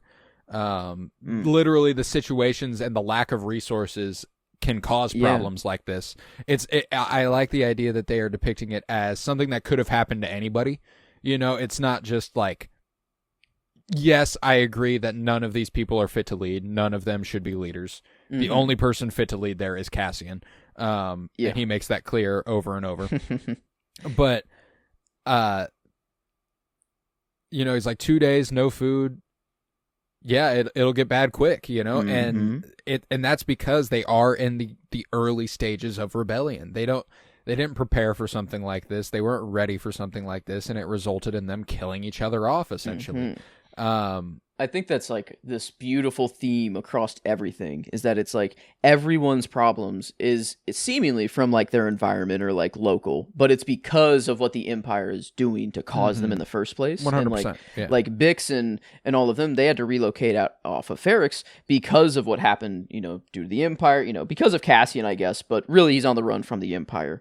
It's because of Imperial overreach. So they're just illegal immigrants because of the Empire, and they're like farming and fitting into society in the most perfect way, and then it's like just the Empire that's like, oh no, you're not supposed to be here, now we'll make your life hell. It's like, it's completely, I don't know, if you just zoom into the micro scale, it's like they're not doing anything wrong, they're just doing exactly what their environment is kind of pressuring them into doing, and they're doing just what any normal person would do, but in the eyes of the Empire, they're the enemy, or they're criminals, and they're so it's like, man, that's any act like this, stealing the TIE fighter at the beginning, or the Aldani heist, or anything like that. It's seen as an act of terror, or it's like, oh, these terrorists are criminals that did this act, but it's like actually just the smallest way to combat the Empire. It's like, I don't know, it's crazy that I don't know, it's more of just a matter of perspective, I guess. And those jungle people, I think it's a nice way to kind of. Well, and there was a line one of them said where he was like, I'm a part of the rebellion, and one of them goes, whose rebellion? Like that matters apparently. Yeah. And Cassian's trying to be like, it doesn't matter, we are all a part of the same rebellion. And they're like, no, we're not. Like that's That's really key to me. And I Saw think that still exists, I guess. I see how people would disagree with, or just be on like a team Saw, or like someone who's more. I guess it does make sense that there are just so many factions right now. But I don't know, because we are end of season 1 of Rebels, so they are sort of starting to team together. But those were all the ones that were under Bale's purview that came together. So like there's just a few too many balls in the air as far as what the rebellion is. And even Saw never really joins the larger rebellion. That's true. Yeah. So, yeah, man, I don't know, all these pieces that are going around, not a single Jedi in sight, not a single Force sensitive moment, and it's just like, but still so Star Wars at heart. And I love that I don't know, it just goes to show that you don't need all the flashy anything, and that just any story can be I don't know, across, we got a big ass galaxy, and I don't know, do you think, I don't really buy this Luthen Jedi at all, but do you think there is any reveal or any Jedi involvement whatsoever, like moving on? Do they No, I do not, because I think we risk. I think Ahsoka was as far as we can take it. Fulcrum? As far as interesting if Jedi involvement in the rebellion. Even the Ahsoka hole that's left by her being brought back from the world between worlds prior to the it's one of those things where, should Ahsoka have been there? Probably. Was she? No. Why? Because she couldn't be, because that would have stood out too much. Like that's we run the risk of being too heavy-handed in, oh well, that should have happened if she was there, or if they were there. So it's either, if we do, they die. Yeah. And if we don't, it's fine. Like that's, I prefer it, actually. Because like the only thing I saw is like, I don't know, Grogu, where, if there is anything of like the middle in between of filling in the Grogu gaps at all. Keller and Beck, has them somewhere, I don't know, or what that would have been fucking 16 years ago now, like that's Keller and Beck probably out of but Grogu, I guess, is still Grogu's sitting somewhere, So not probably there's not no doubt with about Keller. that, but I guess the filling in those gaps would be interesting from whenever Mando finds him in wherever, on whatever planet that was, with the I can't Queel. remember with Queel. But yeah, that's the only, if there is a Jedi thing, I feel like it might just be, it would be something like that. But I mean, and even that I don't think we're going to play with. I think that the time period we're playing with, the closest we would get to Jedi is if we ran into Kanan and Ezra, and even then I don't think we're going to do that. So his broadcast that Ezra makes has already been played, like in like Rebels season 1. I feel like that is like early in Rebels, where he like is that the end of season 1, or is that the end of season? No, that's the end of season 1. No, season 2 is the build up to him growing up a little bit. It is season 1. So that has happened. Hard to say. The timeline stuff is it's difficult to play with. That's always been in canon known as being 5 BBY. Now we're 4BBY. Do they fuck with that a little bit? I don't know. I think it would be cool if we did get a moment where we saw that. Because like in Rebels, we see Mon Mothma. Mon Mothma makes mention of the Gorman massacre in later seasons and stuff. Like that's something that she like explicitly points out. It's what made her leave the Empire, or like leave the Senate. She was like, I am the leader of the rebels. I'm done. So like, I don't know. I do anticipate that there's a little too much crossover with Mon Mothma already with Rebels for them to kind of ignore what happens in Rebels. You know? Yeah, we could be saying hello to the crew, man. I don't know. Or it just didn't mention, maybe. I don't know. Or something. I'm like, I think it would be more likely that if we saw anybody, it would be Hera. As she rises through the ranks of the rebellion. She's a general come the time of Rogue One. It would make sense to me that if we ran into Hera. But doesn't like, Deidre control Ryloth? I think I remember hearing Ryloth in season 1 when I was rewatching. I think that's her sector that she like controls. No, that'd be cool. I think so. Which, oh my god, if that's Deidre, I don't know. If Hera gets a hold of her and like gives her, I don't know. Like I don't really want Deidre to flip. I kind of want her to say this. I want her. Like, I think she's too far gone. You know, and I don't like to believe anybody's too far gone, but I like the idea of them depicting her as too far gone. Kind of like a Finn, though, of like, he just raised in that life. It takes one time to be like, man, like this is actually just fucked up, and like I shouldn't be doing this, and then but like Finn didn't ever do one thing. Like it was his first mission when he flipped. You know, like this was she has earned her spot. You know what I'm saying? Like that's something you don't earn without doing some terrible fucking things. Like whenever it came to the plan for Anto Krieger's thing, she's the one who spearheaded it. She was like, "Let's kill the fucking pilot, the one that we have in the next room." Yeah, let's just kill that guy and let's put him in the cockpit and have him float in and stage a disaster. You know, like that's Yeah, and obviously that's one person. But like even then, it's one person that you're just going, yeah, fuck it, let's kill this guy. She has no I mean, it makes sense. She was grown up, completely by she was a product of the Empire. So that's why I'm like, I have little faith that she would ever turn. And I don't think I want her to at this point. You think? Yeah, I don't know. Maybe Narc. I don't know. Maybe does he wake up? Does he have like a? I don't know. I think you're. I find Cyril more likely than I do Deidre. But I think your storyline of him being insecure about the power dynamic and then him trying to do. I think that's a lot more likely of him getting jealous and just doing. I don't know. Trying to go even higher. He'll try to go like private detective sort of thing. He'll start investigating things on his own. He'll get Deidre in trouble and all that good stuff. Because bro's back at the fucking. I don't know, whatever job. Bureau of what's it called? There's no small jobs in the Bureau of Standards. Yeah, I think something like that. And uncovered a cabal. Yeah. Oh my god. Yeah. There's a future here for those who dare. You are not him, dude. You are not him. Yeah. This dude was like, I'm coming in for this normal ass 9 to 5. He was like, I don't give a fuck. I don't know. I love the other guy that's just hearing all of this. I got a job in a fuel utility right over there. The guy looks, he snaps at him. Man, he's.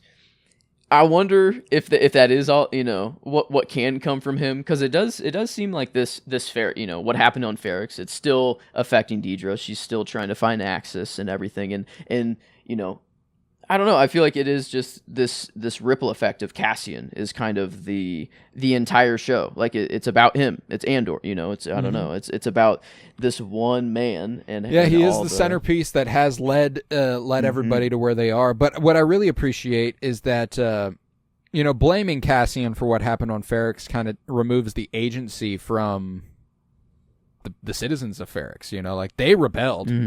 He led the Empire there. They stationed there because of what him and Luthen did. Sure. They could have just stayed. They could have kept their head down. They could have. But it's actually Marva more than anything who who decides, like we could trace this back far. Marvin never takes him from Canary. None of this ever happens. The Republic never minds Canary. None of this never happens. It's just the Empire. Yeah, it's the Empire. It is the Empire. It's imperial fascism, and I think that that's what I really appreciate about the show, is that at the heart of it, you always know who the bad guy is, and it's the fucking fascists. That's the good stuff. Guess we got mention of the Emperor of Palpatine. Yeah, we did. I talked with him yesterday or whatever he says. It's like, do we see? Does someone try to flip and the Emperor has to get rid of them personally, or we will be bringing you to the Emperor directly or personally, whatever. I wonder if we do get someone who's like, actually, no, this is too fucked up. I don't like this, and then I don't think Palpatine has to come in to kill them, I don't think he would do that himself, but I don't know. I think it's just they're more just threatening, using him as a threat. I don't know if he's actually. I don't think we'll ever actually see him. Again, that's what's interesting, is it doesn't feel like that kind of show. It's. I mean, we're building the Death Star though. We're gonna see the slow construction too.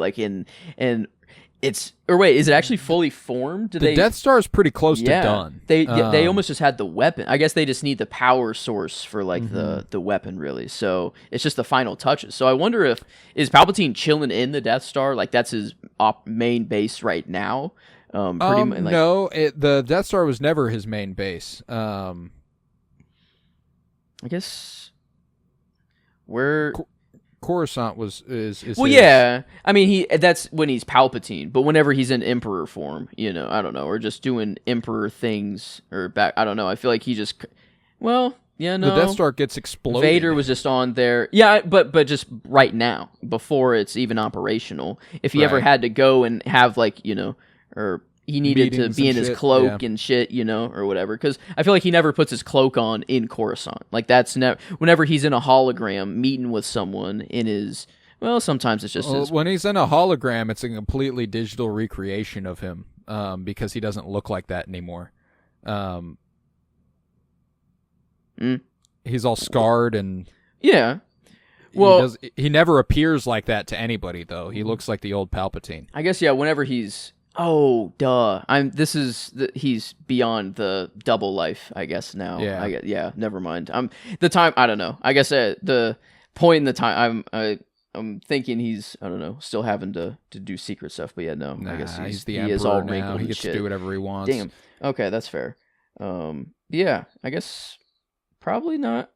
Do we see? I don't know. Are we just going to be popping into the deaths? I feel like that's probably very likely to. Yeah, I mean, I'd imagine that there's a chance we do board the Death Star at some point with Orson Krennic. Maybe we could be on the Death Star. I don't see that as too far a stretch or anything. But do we see Galen Erso? That's the part that I think is almost certainly going to happen. I think we watch Galen turn Bodhi Rook, the pilot, the catalyst to. I think that's a storyline we expressly see. Galen convince Bodhi that he is meant for greater things and that he isn't supposed to be here and that the Empire is evil, and the escaped pilot that everybody's looking for on Jeddah. I think that's what we're gonna. He sends him to Saw Gerrera and all that. I think that's what we're gonna deal with towards the one BBY storyline, maybe the build up right into it a little later, probably for him. But man, I didn't think of.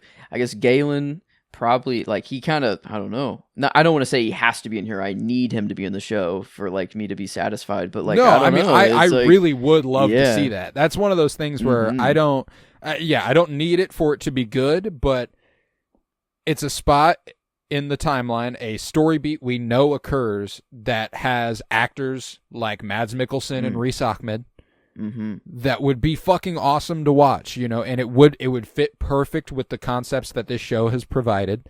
It's not like it would be outside the realm of possibility. We are building up to Rogue One. That's why I'm like, if we are doing the cameo quote unquote thing, it would be stuff like that. I don't think it would be somebody from a completely different movie. It will be Rogue One guys, because we know Melshi was in season 1. He escaped the prison with Cassian. We know that he's at the Battle of Scarif. He was in Rogue One. I imagine he comes back into the fold, of course, but you know, I think that it'd be fun to see some of those generals and commanders that we saw in Rogue One that we didn't know beyond that because they died on Scarif or died during the infiltration of Scarif and all that good stuff. I think that there's a lot of really interesting possibilities, and I think that the Galen one feels like a shoo-in. I think that we're almost certainly going to be heading to Urdu, I think is what the planet was, if something like that. Edu, is where he was. Yeah, that's, I don't know. And anytime I can get, I don't know, Mads Mikkelsen, I'll take him. Oh, yeah, man, he's so good. That will be awesome to get him back in here and across from all, I don't know, in this context too. Rogue One's nice. I'm not complaining of how I've gotten him so far at all. No, it's just Mads Mikkelsen's that good of an actor. I would love to see. I would love to see more of him. And yeah, he is one of those guys where he works for the Empire. We are in the process of constructing the Death Star. It's not fully operational yet. We know he works with Orson Krennic. Orson Krennic's right here. We're building a Rogue One again. Like, it doesn't feel like it's far outside the field of possibility of seeing Galen or so. Okay. Yeah, I think that's, I don't know. Thinking of, I mean, there's not really any other, I don't know. It's not like I can theory juice a whole lot because I don't know. It all is going to end. It all ends at Rogue One. We know that's for sure. That's what's interesting about thinking about what happens for Vel, Cinta, Bix. You know, like the tertiary character, like Luthen's fucked. Luthen's dead. That's there's no doubt in my mind. Luthen dies. No, yeah, but how? Yeah, how? How is the part that I'm most interested in? I don't know how, but he does. I've got no fucking doubt about that. I mean, he has to. Bro's gone. Bro is gone. I gotta imagine. I mean, it could be unceremonious. It could just be as simple as a little fight for the, maybe it is the ceremony that we're saving. Dude. Like it's gonna be a sacrifice play. He has to see a sunrise. The sunrise would be sick. Dying at sunrise. Yeah, he has to see a sunrise. His death with something like a light coming up over the horizon. Same with Cassian. Oh fuck. Oh my god. Yeah. Yeah, dude, every time I think about the fact of how Cassian dies, it's so easy to forget about that. And it's just, it happens. And then you remember it and you're like, "Oh my god." It's like, oh my, yeah. And it's obviously not all for nothing. It's for to get the Death Star plans. It's just the plans to get in the hands of Leia and then into R2 and then everything Luke happens. Blows oh it my up god, come on. It's like, so it isn't for nothing. It is, but like, in the moment it feels like, oh my god, like, no, it can't be. Well, yeah, they this, don't, but, what I love is they die not knowing. But knowing that it is part of the call, like, it's I don't know, it. it's like, they have no clue what it is for, but they know it's just, it has to happen. And they don't know. They don't know if it actually. They don't know if it actually works, but they know it was worth it. Do you think anybody's listening? We are. Don't worry. Over and over. No, and I love that is one of the last lines of Rogue One. Do you think anybody's listening? Because we come back to that just every time someone says something like in episode, I think 9 of Andor, when Cassian's like, nobody's listening to Kino, like, they don't have to listen to us. Like, we're down, we're out, like, nobody's listening. And these episodes when Clea can't get to the radio, Luthen tells her, keep listening, keep listening, keep listening. Like, I like those parallels because those just hit, man. And, the climb parallels, I liked Nemik saying climb when, we know K2SO eventually does as well. Oh man. Yeah. And then, we did get one. Who said it? Right here in this, I feel like in these episodes, someone said it. Oh my gosh. I don't know in what context, but I remember I felt like it was kind of a callback to it. See, I think you might be confusing it with the end of season 1. What happens there? Who? Well, because I remember thinking it when I was rewatching season 1, but I can't remember what it was. Yeah, now. It could be that. But at least the I was gonna say that no, like all these little acts or stuff that they don't know if it's gonna work out, whatever. Like at least that this is, I don't know. This is the story element in Star Wars that I never even thought about before while having the movies. I don't know. Like I just thought of the Jedi and of Luke and Anakin. I don't know, of all the Force stuff. I never thought of just the little fight that everyone The boots has. on the ground, like, yes, man. and like and how like yes, it is important that Luke does the things that he does. You know, he's the one that fires the Never the would have had missiles the in. opportunity But, yeah, without all this shit, man. Yeah, Never would have had and- the opportunity. That's why I'm like, no one's listening, but no, yes, if someone will hear of that action that you did or Yeah, something, yeah. maybe no one's listening currently, but you doing what you did is I don't know, the butter. It's a butterfly, this beautiful growth. I don't know, the seed. I don't know, just all. yeah. The I don't know. spark that will light the Like, fire that will yeah. burn the Empire down. Yeah, that's Like the in Yoon, but for I don't know, but not just love, just for peace or for I don't know what I'm trying to go for there. I don't know, just that kind of I don't know. It's I'm watching Mission Impossible and it feels like it's this the same thing. It's all the same thing right now with MI here even Daredevil's going into everything. I don't know. Yeah. Everything is just all this very poignant. I think obviously it's just the state of the world that we're in is why a lot of the shows that are currently coming out are the way they like are. that. Yeah. So yeah, I guess fair enough. That would just be why. But man, I don't know. I'm loving it. I'm Yeah, me loving too. that this is the Star Wars that I'm getting right now. And I love Skeleton Crew. I'll never complain. But goddamn, this is just a different ballpark. Oh yeah, no, it is, and I think we're off to a really, really hot start. I can't wait for the next few weeks. Sad it's only going to be 4 weeks, but that's how it is. Man. I do want to let everybody listening know you can listen to us on YouTube. If you are more interested in listening there, you can subscribe. Fulcrum, a Star Wars podcast. It is available there. We will be back in the weeks to come. However, we won't be back on Wednesdays typically. This was just a happy circumstance. We managed to be able to get it done the day after. I'm glad we could.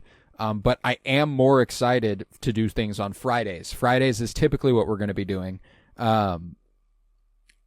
Friday mornings is typically when you can expect it, or Friday around noon Central Time. We'll be back the next several weeks with that. And next week might be a little different, but the last 2 weeks of the show will be Fridays. I can promise that. But yeah, so that's what we've got going on Fulcrum for the next few weeks. I'm very, very excited. Stick with us. You shall not be disappointed. We've also got Twin Peaks Fire Pod with me going on right now. It's a Twin Peaks podcast friendly to the first-time viewer and the rewatcher alike. I'm the rewatcher. Joe's the first-time viewer. We're into season 2 now. It's going really, really well. You should watch that show. If you have watched it, you need to listen. If you haven't watched it, you need to watch the show and listen along with us. It's a lot of fun. We are also currently covering Mission Impossible, as Joe alluded to, on The Cinementalists, Cinementalists. It's a lot of fun. I love doing that show. It's my favorite. It's probably my favorite of the shows we're doing, the movie show. And Mission Impossible getting covered right now in anticipation of the final reckoning. Very, very excited for that. Let's see. Yeah, that's about the size of it. Penny Bloom. We've got The Last of Us coming to the end of its first 3 episodes next week, so we're going to be doing a similar thing that we did here. We're doing The Last of Us episodes 1 through 3 on Penny Bloom Podcast on Monday. I believe that's the plan. And we should be able to get that done. Yeah, Joe hasn't watched episode 2 yet. He's in for it. I know. Yeah, I'm still out of the know as of right now. But you lucky bastard. oh no. Oh no. Yeah, you lucky fucking dick. There's a lot going on over there, so we'll be discussing that on Monday. The Last of Us a little bit. But yeah, so that's everything. Everything going on. Fulcrum, Andor for the next few weeks, Cinementalists, Mission Impossible, Firepod with me, Twin Peaks, and Penny Bloom, The Last of Us. We've got 4 shows going right now. It's a lot. It's a lot, but it's a lot of fun. It's all been a part of a larger experiment for 2025. Chances are that's going to get refined in the future immensely. But yeah, so with that, I think that's all we're going to do. Do we want to rate the arcs, or do we just want to go ahead and leave them be? I don't think we rated Skeleton Crew episodes or anything. I don't think we've rated anything for Star Wars in a while. Yeah. I don't think we've rated anything on Fulcrum. I don't know. It's Star Wars. I don't think I'm ever gonna not love anything Star Wars. This is just this happens to just be at the top of the tree. So yeah, it does. It does. So, that's as Star Wars rating. Peak. Here, let me ask you this in lieu of a rating. Mm-hmm.